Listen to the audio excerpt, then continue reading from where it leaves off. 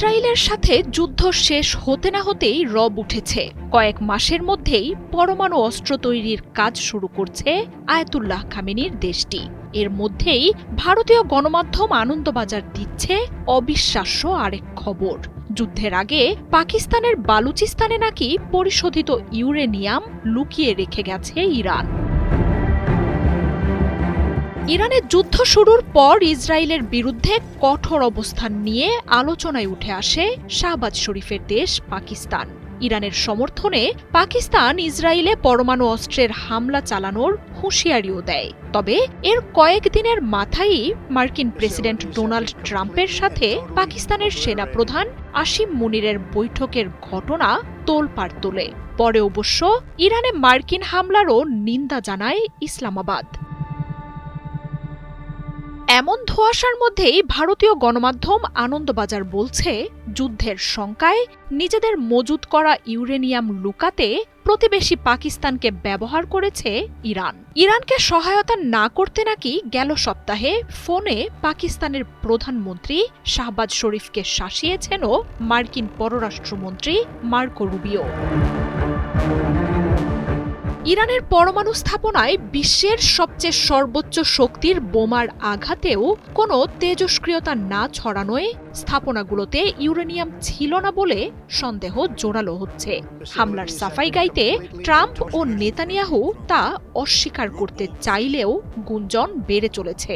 গোয়েন্দারা তাই ধারণা করছেন, বিশালাকার ইরান নিজেদের কোনো সুরক্ষিত গুপ্ত ঘাঁটিতে ইউরেনিয়াম আগেই স্থানান্তর করে নিয়েছিল, নয়তো এই সুযোগ তেহরানকে দিয়েছে কোনো প্রতিবেশী দেশ। ভারতীয় সংবাদ মাধ্যমগুলো অবশ্য বলছে, ইরান ইস্যুতে ইসলামাবাদকে নিয়ে আমেরিকার আশঙ্কা একেবারেই অমূলক নয়। যুক্তরাষ্ট্রের গোয়েন্দাদেরও অনুমান, পরমাণু বোমা তৈরির জন্য সমৃদ্ধ ইউরেনিয়াম লুকাতে পাকিস্তানের জমি ব্যবহার করতে পারে তেহরান। আর যুদ্ধ বন্ধ হওয়ায় এবার তা ফিরিয়ে নিয়ে গেলে আণবিক অস্ত্র নির্মাণের দরজা খুলে যাবে আয়াতুল্লাহ খামেনির দেশটির সামনে। ইরানের পরমাণু কর্মসূচিতে পাকিস্তানের গোপন সহায়তা নিয়ে বহু অভিযোগ রয়েছে। 2003 সালে ইরানের পরমাণু কর্মসূচি নিয়ে মার্কিন প্রেসিডেন্টের অফিসে সিআইএ এক প্রতিবেদন দেয়, যেখানে পরমাণু শক্তি সংক্রান্ত প্রযুক্তি ইসলামাবাদ থেকে তেহরান পাচ্ছে বলে উল্লেখ করা হয়েছিল। প্রাথমিকভাবে যুক্তরাষ্ট্রের ওই অভিযোগ উড়িয়ে দেয় পাকিস্তান সরকার। ওই সময়েই ব্রিটিশ এক সংবাদ মাধ্যমও জানায়, ইরানকে পরমাণু সমৃদ্ধকরণ প্রক্রিয়া সংক্রান্ত প্রযুক্তি সরবরাহের নেপথ্যে রয়েছেন পাকিস্তানের পরমাণু বিজ্ঞানী আব্দুল কাদের খান। পাকিস্তান এবং ইরানের মধ্যে 900 কিলোমিটার দীর্ঘ আন্তর্জাতিক সীমান্ত রয়েছে।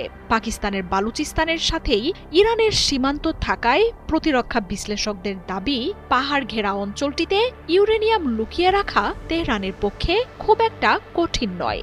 আর সেই সুযোগ একমাত্র তাদের দিতে পারে পাকিস্তানের রাজনৈতিক নেতৃত্ব এবং সেনাবাহিনী। মার্জিয়া উপমা, ৭১।